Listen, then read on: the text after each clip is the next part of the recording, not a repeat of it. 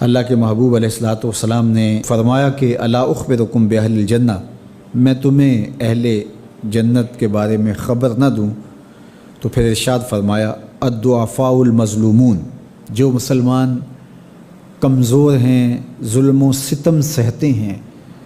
تو آقا کریم نے فرمایا کہ وہ اہل جنت ہیں۔ چونکہ بہت سارے گناہ کا کفارہ ان پر ہونے والے ظلم بن جاتے ہیں۔ اہل ایمان کو دنیا میں جو تکلیفیں پہنچتی ہیں تو ان تکلیفوں کے بدلے میں ان کو اجر دیا جاتا ہے، حتیٰ کہ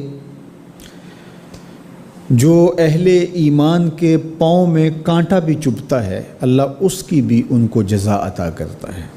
اور ایک حدیث پاک میں آتا ہے کہ اہل بلا کو جو قیامت کے دن اجر و صلہ عطا کیا جائے گا تو لوگ آرزو کریں گے کاش کہ ہماری کھال اور ہمارا جسم لوہے کی کینچیوں سے کاٹ دیا گیا ہوتا، تو آج جو صلہ اس کا حشر کے روز دیا جا رہا ہے۔ تو حالات میں بعض اوقات اس طرح کی صورت بن جاتی ہے کہ یا آپ ظالم بنیں یا آپ مظلوم بنیں، تو اس وقت مظلوم بننے کو اختیار کر لیجئے گا، ظالم کبھی بھی نہ بنیے گا، چونکہ ظالم کا ٹھکانہ آتش دوزخ ہے اور مظلوم کی جگہ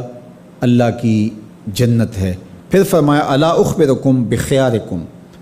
میں تمہیں خبر نہ دوں جو تم میں سب سے زیادہ بہتر ہیں؟ تو پھر جھولیاں پھیل گئیں، تو فرمایا تم میں سے سب سے اچھے وہ ہیں کہ جو اچھے اخلاق کے حامل ہیں، جن کا خلق اچھا ہے، جن کے رویے خوبصورت ہیں۔ اور پھر آقا کریم علیہ السلام نے فرمایا الا انبئکم بشرارکم، میں تم میں سے جو شریر ترین لوگ ہیں ان کی خبر دوں، السرسارون المتشدقون المتفہقون، یہ وہ لوگ ہیں کہ جب مجلس ہو رہی ہو تو سب لوگوں کو برابر بولنے کا حق ہوتا ہے، اور کچھ لوگ تکبر کی وجہ سے بولتے ہی رہتے ہیں اور وہ سمجھتے ہیں کہ بس مجھے ہی حق ہے بولنے کا، اور وہ کسی کو موقع نہیں دیتے، اور کوئی بولے تو پھر اس کی بات کاٹ کے بولنے لگ جاتے ہیں۔ المتشدقون المتفہقون، یہاں وہ لوگ مراد ہیں کہ جو خام خواہ کا تکلف کرتے ہیں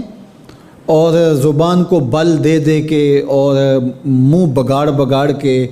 مشکل لفظ بول کے اصطلاحات بول کے لوگوں پر اپنے علم کا رعب جمانے کے لیے کہ میں بڑا بلیغ ہوں اور بڑا فصیح ہوں، اور اسی طرح کچھ لوگوں کو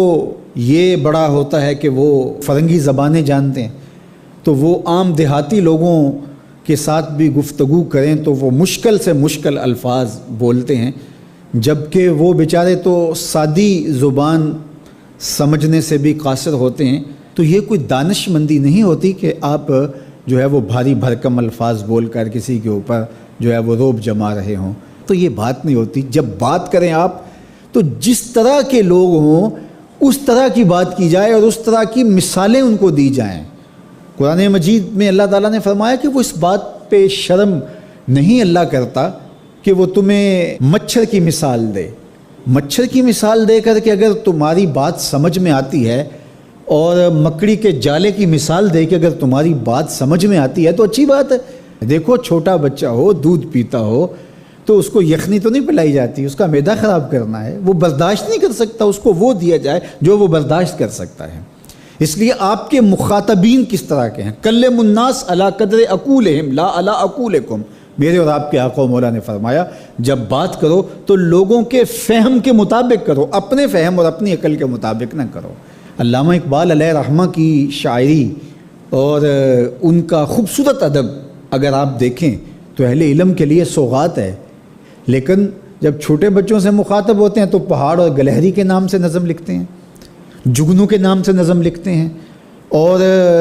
بکری کے نام سے نظم لکھتے ہیں، تو یہ ان کے مزاج کے مطابق بات ہوتی ہے۔ تو یہ حسن ہوتا ہے، اصل فصاحت ہے ہی یہ ہے کہ کس سے کس طرح بات کرنی ہے۔ تو میرے اور آپ کے آقا و مولا نے فرمایا کہ یہ شریر لوگ ہوتے ہیں۔